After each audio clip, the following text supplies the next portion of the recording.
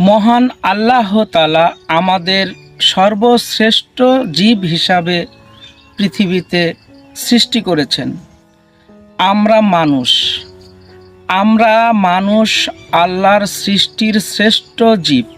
অনেকেই আমরা কথায় কথায় বলে ফেলি যে মানুষের উপকার না করে একটি কুকুরকেও যদি খেতে দিতাম তাহলে সেই কুকুরটিও আমাকে সারা রাত পাহারা দিত। হ্যাঁ, কথাটা ঠিক, আমিও বলছি কথাটা ঠিক। কারণ কুকুর প্রভু ভক্ত হয়।